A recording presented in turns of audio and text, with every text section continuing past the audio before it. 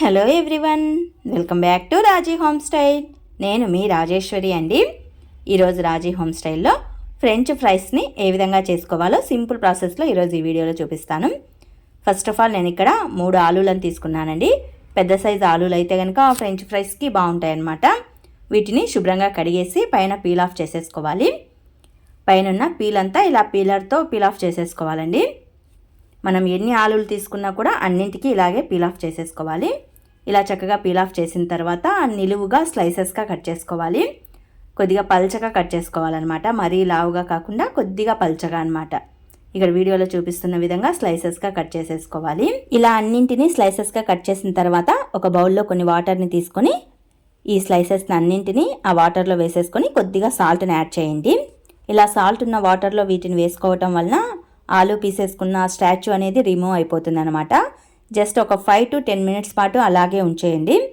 కొద్దిసేపు అయిన తర్వాత వీటిని ఫిల్టర్ చేసేయండి. వాటర్ని అంతా వంపేసుకోండి.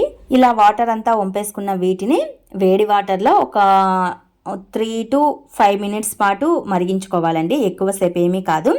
వాటర్ అనేది చక్కగా మరుగుతున్నప్పుడు అందులో 3 to 5 minutes మరిగించుకుంటే చాలు.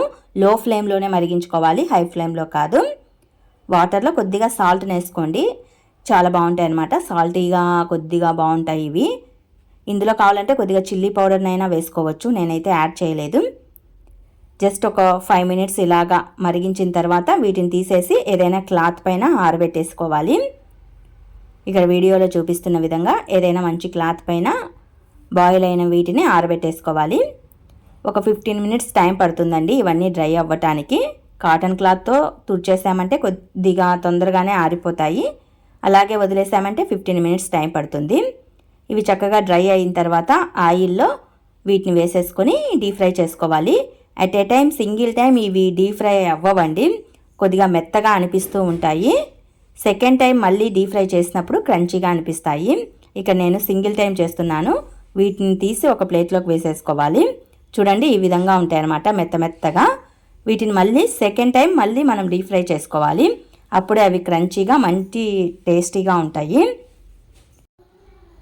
ఇలా సెకండ్ టైం కూడా డీప్ ఫ్రై చేసుకున్న వీటిని బౌల్లో వేసేసుకొని ఏదైనా salt, chilli powder, garam masala add చేసుకోవటం వలన క్రంచీగా చాలా టేస్టీగా ఉంటాయండి.